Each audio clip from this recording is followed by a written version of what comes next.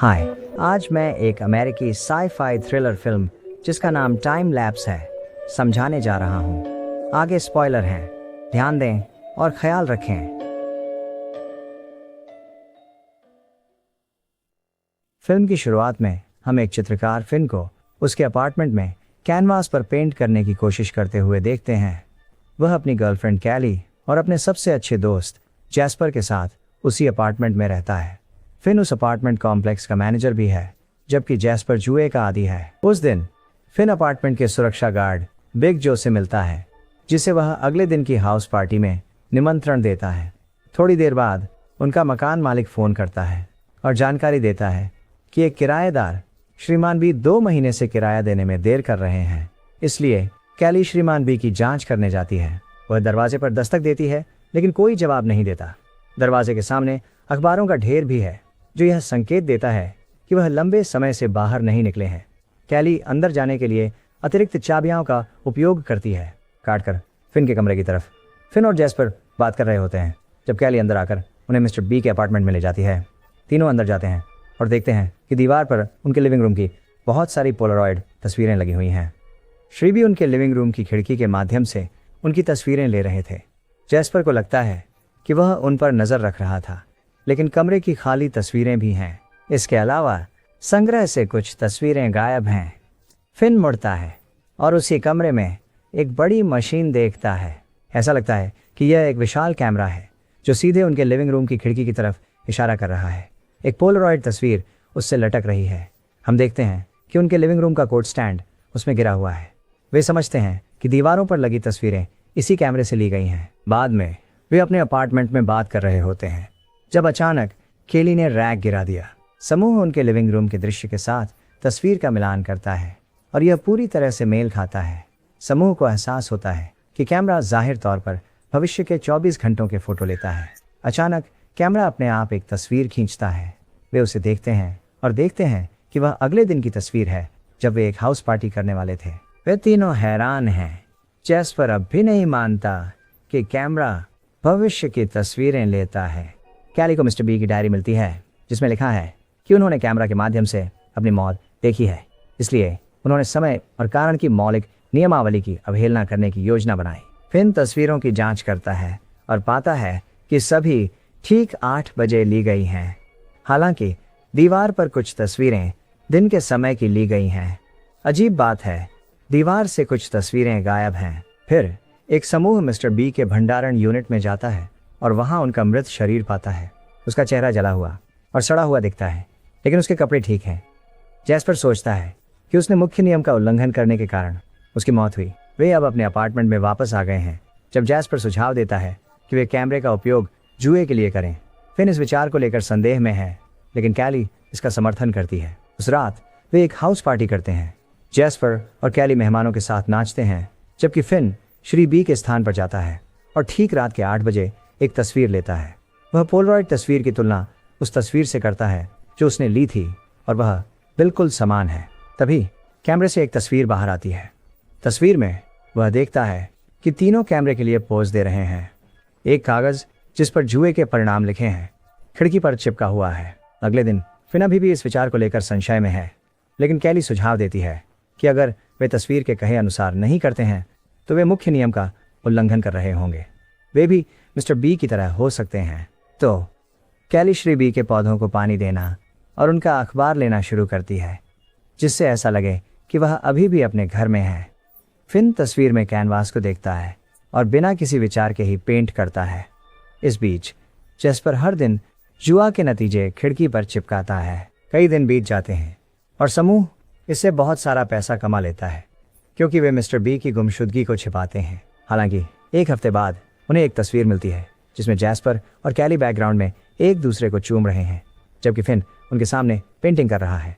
Fin तस्वीर से परेशान हो जाता है, लेकिन उन्हें आदेश का पालन करने के लिए वैसे ही करना होगा जैसा उसमें कहा गया है। तो उस रात जैस्पर और कैली किस करते हैं, जबकि फिन पेंट करता है। लेकिन असली किस बहुत लंबा चलता है, जिससे फिन गुस्सा और जलन महसूस करता है। वह मिस्टर बीस्ट के स्थान पर जाता है और नई तस्वीर पहले ही वहां होती है। इसमें वे देखते हैं कि जैस्पर का जुआ बुकी इवान उनके लिविंग रूम में बैठा है। समूह हैरान है क्योंकि इवान एक हिंसक अपराधी है। अगले दिन जैस्पर बहुत परेशान है। वह सोफे पर बैठा रहता है इवान का इंतजार करते हुए, जबकि कैली और फिन चले जाते हैं। कुछ समय बाद इवान मिलने आता है। उसे जैस्पर की हाल की जीतों पर शक होता है, इसीलिए वह जैस्पर को धमकाता है कि उसे अपना राज बताओ। जैस्पर उसे बताता है कि इवान उसके गैम्बल्स पर सवारी कर सकता है और उन्हें अकेला छोड़ दे। तभी कैली और फिन अगले दिन की तस्वीर लेकर आते हैं। तस्वीर में कैली नग्न है, फिन की पेंटिंग के लिए पोज कर रही है, जबकि जैस्पर की परछाई आईने के माध्यम से उन पर नजर रखती है। इवान भी तस्वीर पर एक नजर डालता है और फिर वह चला जाता है। अगले दिन फिन और कैली पेंटिंग के लिए तैयार होते हैं। कैली पोज करती है और फिन उसकी पेंटिंग बनाता है, लेकिन ठीक 8 बजे वे देखते हैं कि इवान खिड़की के बाहर है। पता चलता है कि तस्वीर में सिलहुट वास्तव में इवान का था। वह और उसका बदमाश मार्कस समूह को धमकाते हैं और कैमरे के बारे में जानकारी प्राप्त करते हैं। वे एक सौदा करते हैं। अब समूह को हर दिन जुए के परिणामों के साथ तस्वीरों के लिए पोज देना होगा ताकि इवान उन पर सट्टा लगा सके। वह खुद उस कैमरे से मुनाफा कमाना चाहता है। समूह इवान के कहे अनुसार करता है। वे उसे कुछ दिनों के लिए जुए के परिणाम प्रदान करते हैं, जब अचानक एक दिन फिन ने देखा कि अगले दिन की तस्वीर में एक अजीब पेंटिंग है। इस फोटो में कैनवास पर जल्दी में बनाई गई खोपड़ी और हड्डियों का निशान दिखाई दे रहा है। यह फिन के सामान्य चित्रकला शैली की नहीं है। समूह सोचता है कि भविष्य का फिन उन्हें किसी चीज के लिए चेतावनी देने की कोशिश कर रहा है। इसलिए जैस्पर अगले दिन बहुत घबराया हुआ है। वह लिविंग रूम में कई हथियार छिपा देता है, अगर कोई उन पर हमला करे तो। वह अपने चाकू से प्रहार करने का अभ्यास करता है।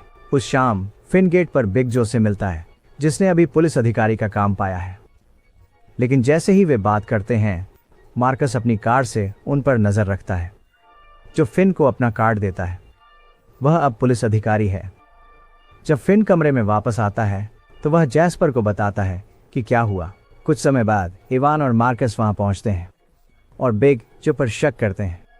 वे पुलिस का कार्ड पाते हैं और तिकड़ी से जो के साथ उनके संबंध के बारे में सवाल करते हैं। वे तीनों को मारने की धमकी देते हैं, लेकिन जैस्पर उससे झूठ बोलता है कि उसने कल की तस्वीर देखी है जिसमें इवान को मार्कस द्वारा मारा जा रहा है। इससे इवान को मार्कस पर शक होता है, इसलिए वह तस्वीर देखने और उसे स्वयं सत्यापित करने के लिए मिस्टर बी के अपार्टमेंट जाता है। इस बीच जैस्पर ने मार्कस को वैसे ही छुरा मारा जैसा उसने अभ्यास किया था। जब इवान वापस आता है तो वह मार्कस को मृत देखता है और जैस्पर उसे एक बैट से मारता है और उसे भी मार डालता है। समूह ने मिस्टर बी के स्टोरेज यूनिट में शवों को छिपा दिया। वे देखते हैं कि नई तस्वीर वास्तव में जैस्पर की है, जो सोफे पर बैठा है और उसके सामने पैसे का ढेर है। वे इवान के सट्टेबाजी के सभी पैसे ले लेते हैं। अब उनके पास लाखों डॉलर हैं। उस रात फिन सुझाव देता है कि वे पैसे बांट लें और देश से निकल जाएं, लेकिन अन्य दो इस विचार के खिलाफ हैं। रात में कोई उनके दरवाजे पर दस्तक देता है। वह श्रीबी का दोस्त और सहयोगी डॉ हाइडेकर है, जो श्रीबी को खोज रहा है। हालांकि जैस्पर श्रीबी के बारे में उनकी कहानियां सही नहीं रख पाता, इसलिए डॉ हाइडेकर उन पर बंदूक तान कर उन्हें कबूल करने के लिए मजबूर करता है। मिस्टर बी ने अपनी मृत्यु से पहले उसे एक चिट्ठी लिखी थी। चिट्ठी में उन्होंने बताया था कि कैमरा सफल हो गया है और उनकी मौत के बारे में भी लिखा था। उन्होंने एक तस्वीर भी भेजी थी।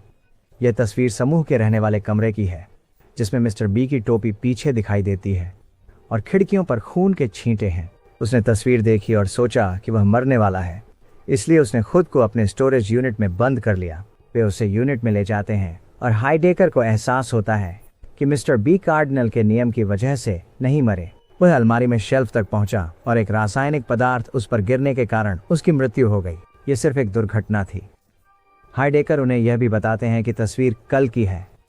फिनन और जैस्पर यह जानकर हैरान हैं कि कैमरा 24 घंटे से अधिक पहले तस्वीरें क्लिक कर सकता है, लेकिन फिलहाल इसे भविष्य के 24 घंटे के लिए सेट किया गया है और टाइमर हमेशा रात 8 बजे सेट रहता है। जानते हुए कि हाइडेकर उनके लिए कोई वास्तविक उपयोग नहीं है, जैस्पर उसे इवान की गन से मार देता है।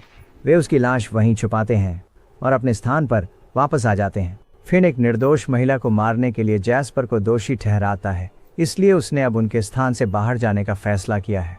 रात 8 बजे जैस्पर पैसे के ढेर के साथ तस्वीर खींचता है, जबकि कैली अगली सुबह की तस्वीर देखने जाती है। फिन अपनी सूटकेस पैक करके जगह छोड़ने और भागने के इरादे से बाहर आता है। वह मिस्टर बी के स्थान पर जाता है, जहां जैस्पर और कैली बैठे होते हैं। परेशानी में अगले दिन की तस्वीर में कैली और जैस्पर के साथ संबंध बनाते हुए दिखाया गया है, जबकि फिन पीछे सोफे पर सो रहा है। फिन इसे देखकर गुस्से में आ जाता है। कैली वहां से भाग जाती है। फिर फिन जैस्पर को एक एंगेजमेंट रिंग दिखाता है जो उसने कैली के लिए काफी समय पहले खरीदी थी। जैसे ही फिन बात करता है, जैस्पर उसके सिर पर चोट करता है जिससे वह बेहोश हो जाता है। वह फिन को खींचकर स्टोरेज यूनिट में ले जाता है और उसे वहां बांधता है। जैस्पर कैमरे की कही बात को करना चाहता है, सुनिश्चित करता है कि फोटो हो चाहे जो भी हो। फिर जैस्पर अपार्टमेंट में जाता है और कल रात 8 बजे तक इंतजार करता है। अगली सुबह फिन स्टोरेज यूनिट में जागता है। वह रस्सियां जलाकर खुद को आज़ाद करता है। वह मिस्टर बी की जेब से चाबियां लेता है और स्टोरेज यूनिट से भाग निकलता है। फिर वह एक बाल्टी पानी लेता है और मिस्टर बी के स्थान पर जाता है। वहां से वह जैस्पर को फ़ोन करता है और कैमरे पर पानी डालने की धमकी देता है। फिन चाहता है कि जैस्पर उसे और कैली को कहीं और जाने दे। जैस्पर कैली को बाहर बुलाता है और उस पर बंदूक तानता है। वह फिन को कैली को मारने की धमकी देने की कोशिश करता है, लेकिन यह काम नहीं करता। फिन फिर कैली से जैस्पर की जेब में देखने के लिए कहता है, जहां उसे अंगूठी मिलती है। वह खुश हो जाती है। फिर वह जैस्पर की बंदूक लेती है और फिन के लिए दरवाज़ा खोलती है। अब वे तीनों अपार्टमेंट में हैं। फिन कैली से अपने कपड़े पैक करने को कहता है। वे जल्द से जल्द भागने की योजना बनाते हैं, लेकिन जब कैली ऐसा करने जाती है, जैस्पर फिन पर हमला कर देता है। वह फिन को मारने ही वाला होता है, तभी अचानक कैली पीछे से आकर फिन को बचाने के लिए जैस्पर को मार देती है। फिर कैली रसोई में जाती है ताकि फिन की चोटों के लिए उसके लिए आंखों की पट्टी ला सके, लेकिन जब फिन देखने जाता है तो वह उसे एक अलग दराज में कुछ ढूंढती देखता है। कैली एक बहाना बनाती है, लेकिन फिन कुछ गलत महसूस करता है। वह उसे उनके कमरे में ले जाती है और उसे आंखों के साथ वहां छोड़ देती है।